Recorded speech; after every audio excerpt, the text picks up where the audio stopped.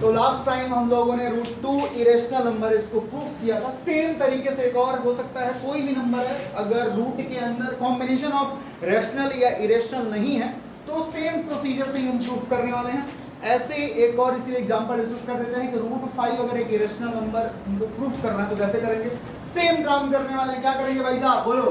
पहले क्या मानेगी, अगर पॉसिबल है तो √5 क्या है, एक रेशनल नंबर है। यहाँ पे लिखता हूं लेट इफ पॉसिबल, तुम लोग भी भाई साहब साथ में करते चलो। हाँ, let if possible then √5 is an irrational number, is a rational number। अगर पॉसिबल है तो √5 एक रेशनल नंबर है। बहुत बढ़िया। तो अगर रेशनल नंबर है तो ये रेशनल नंबर की सारी कंडीशन को फुलफिल करने वाला है।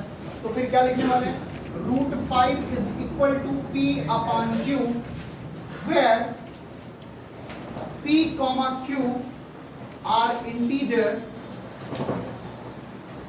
and they have no common factor, they have no common factor other than 1, बातें नहीं, other than 1। बहुत बढ़िया। तो हमने क्या किया, यहां से इतना कर दिया भाई साहब, सारी कंडीशन है। ये बात ध्यान रखनी है, इनके पास 1 के अलावा कोई भी कॉमन फैक्टर नहीं है। इसका मतलब इसी चीज से मैक्सिमम इसी चीज से प्रूफ होने वाला है। लास्ट में फिर प्रूफ करेंगे इसी बात को, इसी स्टेटमेंट को कंट्राडिक्ट करेंगे कि भाई साहब इसके पास तो हमने माना था कि माना क्या था, रेशनल नंबर की डेफिनेशन ही है कि इसके पास 1 के अलावा कोई फैक्टर है नहीं, पर हम दिखा देंगे कि इसके पास 1 के अलावा कोई और फैक्टर है। ठीक है, तो हमने कह दिया दिस इज इक्वेशन नंबर 1। यहाँ पे रूट दिख रहा है तो यहाँ पे हम स्क्वायर करने वाले हैं भाई। तो √5 इज इक्वल टू P/Q ये बन चुका है। नाउ हम कर रहे हैं भाई साहब, इसको रूट दिखा है तो स्क्वायर कर देते हैं, squaring both side of equation number 1। इसको स्क्वायर करेंगे तो √5 का स्क्वायर 5 आएगा और P/Q का हो जाएगा P²/Q²। This implies that P² is equal to 5Q²। Equation number second बन गया भाई साहब। बहुत बढ़िया। पर यहाँ पे गौर करने वाली बात क्या है, फंडामेंटल थ्योरम ऑफ अरिथमेटिक के बाद हमने एक और थ्योरम प्रूव कराया था, बताया था अगर कोई एक प्राइम नंबर है और एक पॉजिटिव इंटीजर a है और प्राइम नंबर p है, तो अगर वो प्राइम नंबर p a² को डिवाइड कर रहा है तो वही प्राइम नंबर p a को भी डिवाइड करता है। तो यहाँ से पता चल रहा है कि p² दिख रहा है 5 × q के स्क्वायर में, तो 5 किसको डिवाइड करेगा, p² को। यहाँ पे लिखता हूँ 5 डिवाइड्स p² और 5 क्या है, एक प्राइम नंबर है, p क्या था, इंटीजर था, पॉजिटिव है। तो हम अगर इसको डिवाइड करेंगे p² को भाई साहब, अगर हम 5 को p² में डिवाइड करेंगे बताओ क्या होने वाला है। तो एक प्राइम नंबर p² को डिवाइड कर रहा है, मतलब वही प्राइम नंबर किसको डिवाइड करेगा, उस नंबर को भी डिवाइड करेगा। 5 divides p।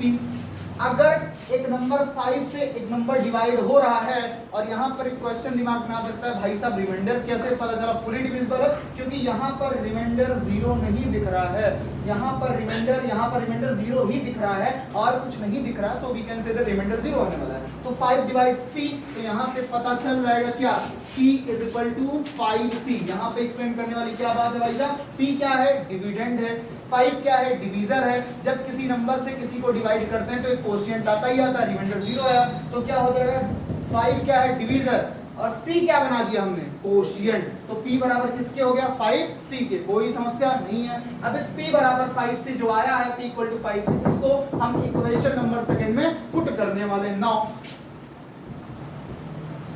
Putting value of p is equal to 5c in equation number second। भाई सब पुट करते हैं इसको, तो क्या हो जाएगा, यहाँ पर पुट करो तो p का स्क्वायर मतलब यहाँ पे दिख रहा है ना, तो p का स्क्वायर मतलब हो जाएगा 5c का square. This is equal to what, 5 × q का स्क्वायर। बताओ भाई ये कितना हो जाएगा, इंप्लाइज करेगा ये कितना हो जाएगा, 25c का स्क्वायर बराबर बेटा 5 का q²। 5 बन जा 5, 5 5 जा 25। बताओ कितना आ गया है, तो हो चुका है 5c का स्क्वायर बराबर q का, फिर से यहां पर क्या इंप्लाइज होने वाला है, इसको ऐसा लिख देता हूं, ये इंप्लाइज कर गया q स्क्वायर बराबर 5c स्क्वायर। बताओ भाई साहब, यहां से पता चल रहा है कि 5 किसको डिवाइड कर रहा है, q स्क्वायर को, फिर 5 किसको डिवाइड करेगा, q को। तो यहां पे लिख दे रहा हूं 5 डिवाइड्स, थ्योरम वही लग रहा है, बार बार बता रहा हूं, 5 divides q square, 5 divides q, बोलो भाई साहब दोनों बात सही है ना, 5 डिवाइड्स q स्क्वायर, और यहाँ पे थोड़ा दिख नहीं रहा है तो मैं इसको, हाँ 5 डिवाइड्स कितना हो गया, q स्क्वायर, सो 5 किसको भी डिवाइड करेगा, q को भी। तो यहाँ पे लिख दे रहा हूँ इसके आगे भाई साहब 5 डिवाइड्स q स्क्वायर, सो 5 डिवाइड्स q। बोलो बात सही नहीं सही है ना। फिर से 5 क्या है, डिवीजर, q क्या है यहाँ पर, डिविडेंड, तो एक कोशिएंट तो आएगा ही आएगा। हमने कोशिएंट कितना मान लिया, मान लेते हैं हमने y मान लेते हैं, तो q बराबर कितना हो चुका है भाई साहब, तो क्या लिख देंगे, q equal to 5 into y। बात सही नहीं सही है, नहीं दिख रहा है, इतना नोट डाउन करो फिर आगे चलते हैं भाई साहब। तो हमको पता चला 5 डिवाइड्स q स्क्वायर, तो यहाँ पे 5 डिवाइड्स q हो चुका है, इसको मैं यहाँ पे प्रूफ कर देता हूँ। हाँ देखो हो गया 5 डिवाइड्स q, तो अगर ये डिवाइड कर रहा 5, अगर q को डिवाइड कर रहा, ये जो 5 है ये अगर q को डिवाइड कर रहा, 5 डिवीजर है, q डिविडेंड है, तो कोई ना कोई एक कोशिएंट एग्जिस्ट करेगा। हमने मान लिया कोशिएंट क्या है, y है, तो यानी कि q को किस फॉर्म में हमने लिख दिया, q इज इक्वल टू बेटा 5y। जरा p को देखो और q को देखो, हमने माना क्या था, p और q के पास कोई कॉमन फैक्टर नहीं है 1 के अलावा, पर यहाँ पे तो 5 आ चुका है दोनों के पास। अगर हम q को 5 से डिवाइड करेंगे तो डिवीजर है ना, 5 5 कैंसिल, यहाँ 5 5 कैंसिल, तो इसके पास कौन फैक्टर आ गया, 5। हमने माना क्या था, केवल 1 ही है, तो हमारा एजम्पशन क्या हो गया, गलत, यानी कि ये रैशनल नहीं है, ये क्या है, इरेशनल नंबर है। किसी को कोई प्रॉब्लम नहीं है, तो इसको हम लोग लिखते हैं यहाँ से हम लोग लिखते हैं since p and q, since p, q have a common factor 5, other than 1, so our assumption is wrong। हमने क्या बता दिया भाई, इसके पास कौन कौन फैक्टर आ चुका, 5, जो कि 1 के, देखो since p and q have a common factor 5 other than 1 के अलावा भी एक आ गया कि नहीं आ गया, हमने माना क्या था, उसके पास तो 1 ही तो है ही है, 1 के अलावा तो कुछ है ही नहीं है, पर आ गया 5, so our assumption is wrong, so root 5 is an irrational number। किसी को कोई समस्या भाई साहब, बोलो भैया, नहीं है ना, नोट डाउन करो, आगे चलते हैं। तो इरेशनल नंबर में एक और क्वेश्चन है भाई साहब, so that 2 + √3 is an irrational number where √3 is an irrational. तो हम फिर से काम करने वाले हैं, तुम लोग भी ट्राई करो साथ में भाई साहब। क्या करने वाले हैं, let us assume that 2 + √3 is an rational number. हमने मान लिया भाई साहब कि ये रेशनल नंबर है, ठीक है। चलो, तो अगर ये रेशनल है, अगर ये भाई साहब, अगर ये नंबर पूरा हमारा रेशनल है, तो बताओ क्या होने वाला है, इसको किस फॉर्म में लिखोगे, p/q के फॉर्म में। तो 2 + √3 हो जाएगा p/q। अब यहाँ पे सारी कहानियां फिर वही लिखने वाले हैं, p and q are integer, q not equal to 0 and they have a no common factor other than 1। अब इस बार ये कहानियां मैं लिख नहीं रहा हूँ, बार बार ये चीजें अच्छी नहीं लगती, छाप लो। हाँ, अब क्या करने वाले, √3 को इरेशनल दिया हुआ है तो उसको किनारे ही रखते हैं। p और q क्या है, इंटीजर है, पता है ना भाई साहब, p और q क्या है, इंटीजर। √3 को दिया है, इरेशनल है, पर हमको प्रूफ ये करना है कि 2 + √3 इरेशनल है। तो क्या करने वाले बताओ, तो इसको हम कर देते हैं √3 = p/q। 2 को इधर भेज दो भैया, हो गया -2। क्या किसी को कोई समस्या है, बहुत ध्यान से समझिएगा। क्या यहाँ पर 2/1 तो कर ही सकते हो, नो प्रॉब्लम फॉर दैट। अब इसमें क्या कर सकते हो, q हमारा आ चुका है एलसीएम, और ये हो जाएगा p - 2q। तो हमारा जो √3 था ये बराबर हो चुका है p - 2q/q की। यहाँ पे थोड़ा ध्यान दीजिएगा, p क्या था बेटा, इंटीजर था। q, हेलो इधर, p क्या है, इंटीजर है, q क्या है, इंटीजर है। 2 इंटू क्यू क्या है, ये भी इंटीजर ही बनेगा है? जैसे एक नंबर एक इंटीजर 2 है और एक इंटीजर 3 है, तो उनका मल्टीप्लाई करोगे मिलेगा 6, 6 भी तो एक इंटीजर है। बहुत बढ़िया। तो ये p माइनस 2q हमारा क्या हो गया, इंटीजर। नीचे q क्या हो गया, इंटीजर। और दो इंटीजर हैं तो, और हमारा क्यूब तो पता है ना, q नॉट इक्वल टू 0, यहां पर लिख दे रहा हूं कॉमा करके। चलो इतनी इंफॉर्मेशन सिर्फ लिखूंगा, बाकी सारा पता होना चाहिए। p and q are integer, q not equal to 0 and they have no common factor other than 1। आ जाओ।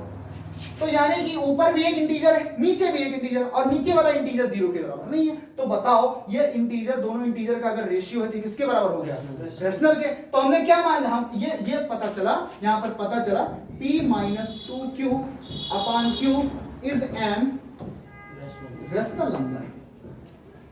अगर ये बेटा रेशनल नंबर हो चुका है तो कृपया करके मुझे बता सकते हो कि √3 क्या हो गया, √3 किसके बराबर हो गया, रेशनल नंबर। सो दिख रहा ना भाई साहब, सो √3 is also a rational number. हाँ ये तो यहीं पे तो पोपट हो गया भाई साहब, ये √3 भी क्या हो गया, क्या हो गया, रेशनल नंबर। अगर √3 हमारा रेशनल हो गया, हाँ क्वेश्चन में दिया क्या है, इरेशनल। क्वेश्चन में क्या दिया और हमने प्रूफ क्या किया, तो भाई साहब हमने इसका मतलब जो माना था वो क्या है, तो माना क्या है कि 2 प्लस √3 कैसा है, रेशनल है।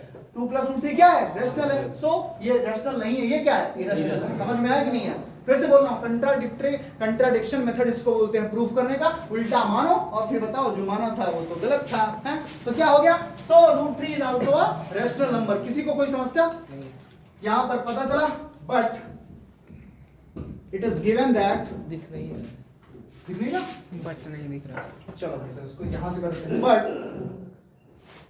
It is given that √3 is an irrational number, but it is given that √3 is an irrational number. So our assumption is wrong. So 2 plus √3 is an irrational number. बात सही है, किसी को कोई समस्या नहीं है, इसको भी नोट डाउन करो। इसके बाद एक और क्वेश्चन सॉल्व करो। नेक्स्ट क्वेश्चन है भाई साहब, so that 2√3 is an irrational number. अब इसको कैसे प्रूफ करने वाले, सेम तरीका है, अज्यूम करेंगे रेशनल है, फिर लफड़ेबाजी हो जाएगी। √3 वही क्या है, इरेशनल नंबर है। तो स्टार्ट करते हैं सॉल्यूशन,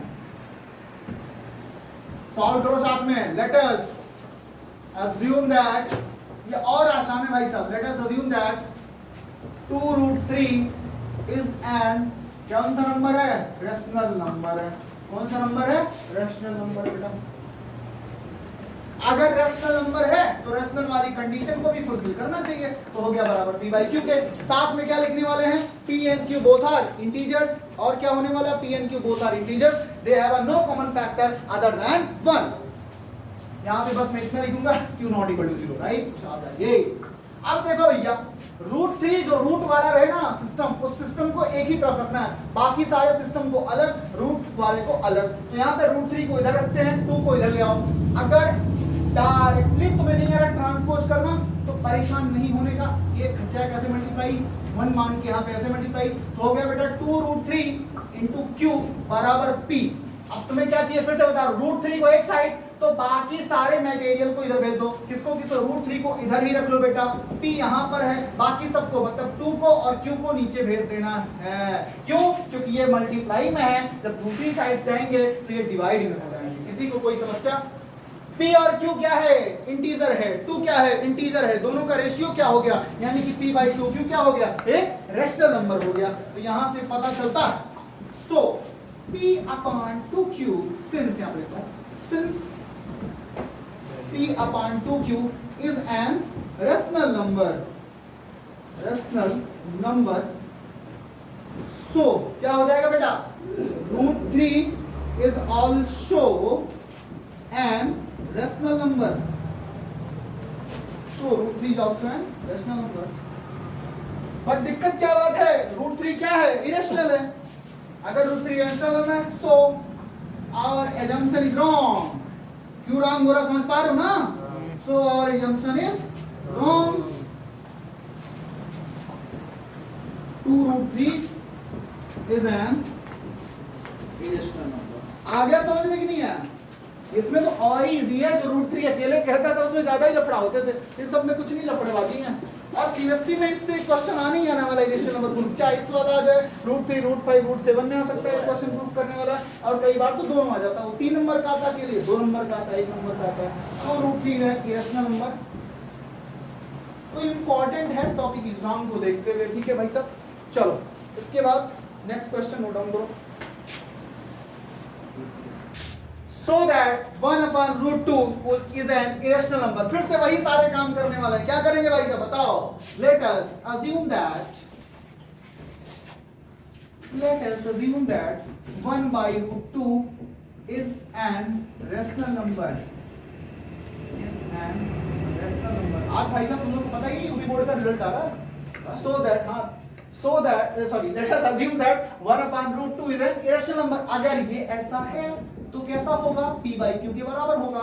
जहां पर क्या लिखने वाले हैं? p and q both are integer and they have no common factor other than 1। कोई समस्या? 1/√2 किसके बराबर होगा? p by q के। सारी कहानियां वही लिखनी है, बस मैं क्या कर रहा हूं? q नॉट इक्वल टू 0 ही लिखने वाला हूं बस। आगे चलो भाई साहब, क्रॉस मल्टीप्लिकेशन स्टार्ट करते हैं। p इंटू √2 बराबर हो गया q। क्या बोला हूं?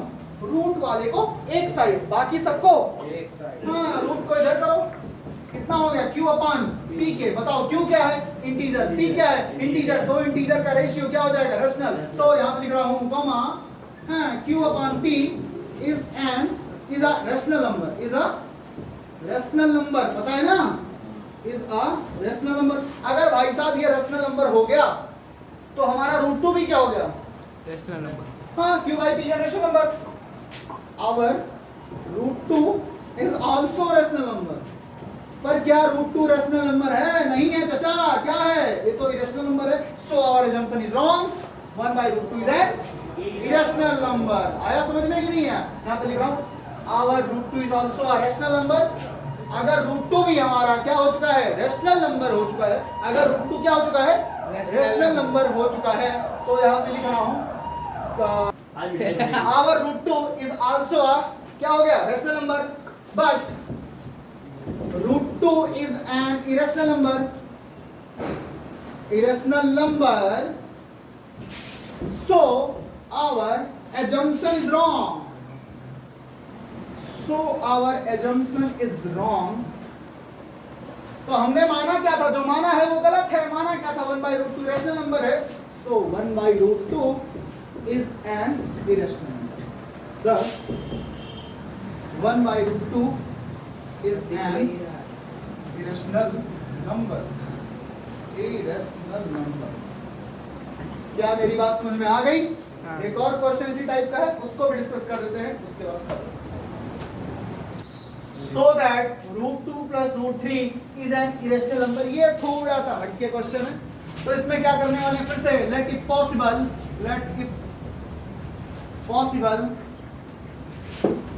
if possible then क्या हो जाए भाई साहब? √2 plus √3 is a rational number। अगर रेशनल करेगा भाई साहब, अगर रेशनल नंबर होएगा तो क्या काम होएगा? कि कैसा नंबर एग्जिस्ट करे, मतलब p by q के फॉर्म में हो जाएगा। End of the debate. तो करते हैं भाई साहब, √2 plus √3 बराबर कितना हो गया? p upon q। And q not equal to, इसके अलावा नहीं लिखने वाला हूं। सब पता है p and q both are integer, they have no common factor other than 1। सब पता है रेशनल नंबर की डेफिनेशन वही है, कहती है पुरानी वाली। अभी क्या करने वाले, थोड़ा ध्यान से सुन लिया जाए। अब ये कर रहे हैं, यहां पर दोनों रूट में दिया गया है। अब अगर दोनों रूट में दिया रहे तो एक रूट को एक साइड करो, बाकी एक साइड बचा दो। तो एक रूट को एक साइड करो, किसी को भी कर सकते हो भाई साहब, कोई दिक्कत की बात नहीं होने वाली है। मैं क्या कर रहा हूँ? √3 को इधर करके दे रहा हूँ और p अपान q माइनस √2 हो गया। किसी को कोई यहां तक समस्या नहीं है ना? कंफर्म। अब इसका क्या करने वाले हैं?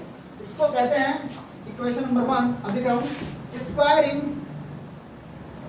Both side. क्यों? क्योंकि रूट तो एक तरफ से तो हट ही जाना चाहिए। तुम्हें कुछ ऐसा कंटेंट, कुछ ऐसा चीजें मिलनी चाहिए, कुछ ऐसे प्रोडक्ट मिलने चाहिए जहां पर रूट गायब रहे। पर यहाँ पर तो यही दोनों है, तो पहले से रूट गायब था, इसमें से भी कुछ गायब कराओ। गायब कराने के लिए क्या करना है? Squaring both side. Squaring both side करो भाई साहब, तो क्या हो जाएगा? √3 का होल स्क्वायर बराबर क्या हो गया बताओ भाई? p by q माइनस √2 का होल स्क्वायर। किसी को कोई समस्या?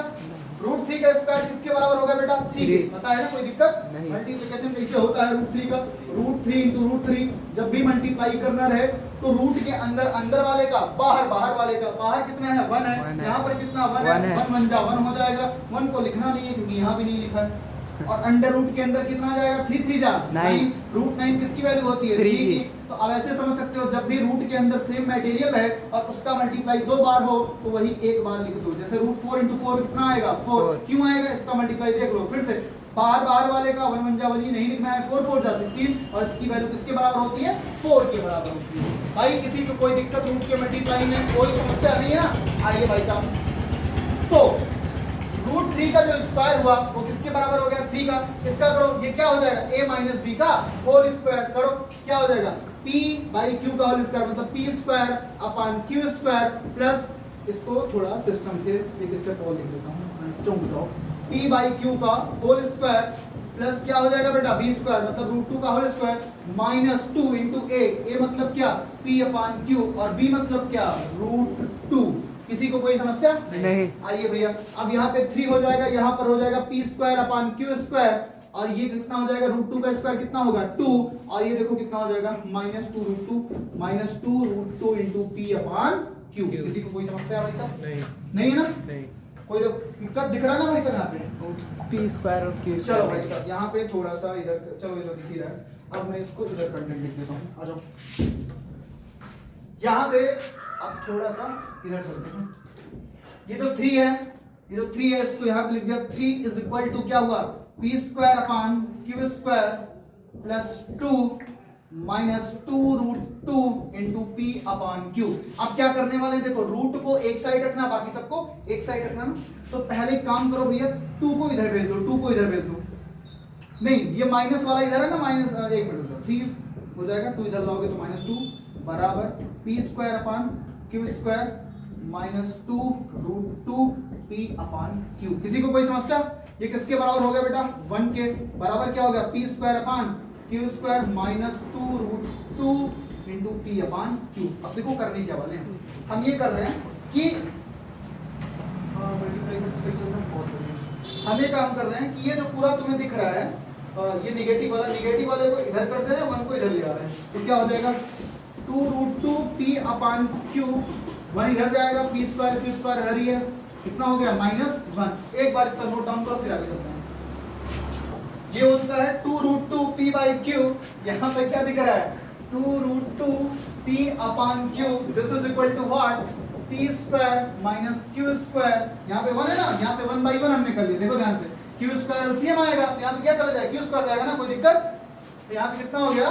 q का स्क्वायर। अब बताओ q और यहाँ से एक और गायब हो जाएगा, पता है ना भाई साहब कितना हो गया? फिर 2 रूट 2 p बराबर p square minus q square upon q। मैंने क्या बताया है? रूट को एक साइड रखना है, बाकी सबको दूसरी साइड। बस इसको बाय 1 करो, क्रॉस मल्टीप्लिकेशन भी कर सकते हो। मैं इस बार क्रॉस मल्टीप्लिकेशन नहीं करने वाला, इसके पहले किया हूं। नहीं समझ में आएगा तो क्रॉस मल्टीप्लिकेशन करना, रूट को एक साइड करना, p q q सबको एक साइड करना। तो रूट ये इधर आएगा तो 2p यहाँ पे आएगा। 2p कैसा दिख रहा है बेटा? मल्टीप्लाई में ना, यहाँ जाएगा किधर जाएगा? डिवाइड में। तो रूट 2 बराबर क्या हो जाएगा? p square minus q square upon 2p जाएगा, एक q पहले से हो गया 2pq।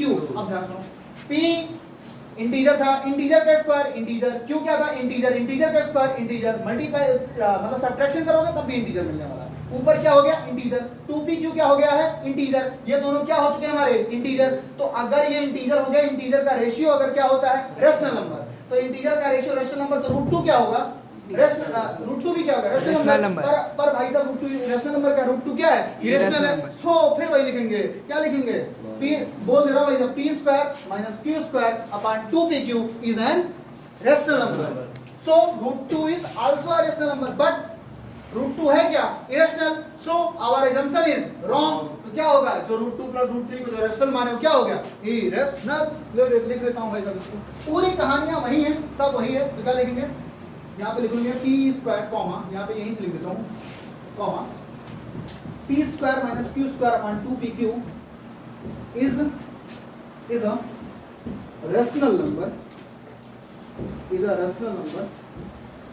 So root 2 is also a rational number, root 2 is also a rational number, root 2 is also a rational number.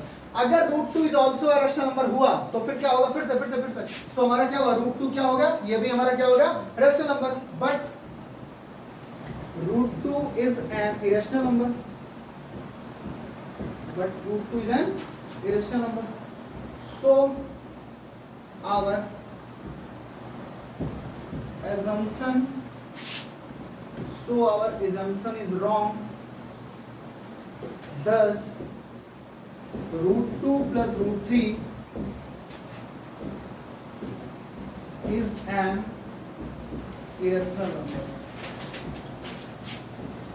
कोई दिक्कत परेशानी नहीं है, अच्छे से समझ में आ गया भाई साहब। तो रियल नंबर यहीं पे कंप्लीट होता हुआ। नेक्स्ट भाई साहब चैप्टर स्टार्ट करेंगे हम लोग पॉलिनोमियल, और पॉलिनोमियल आने वाले लेक्चर से भाई साहब डिस्कस करेंगे। ठीक है, तब तक के लिए ओके, बाय बाय।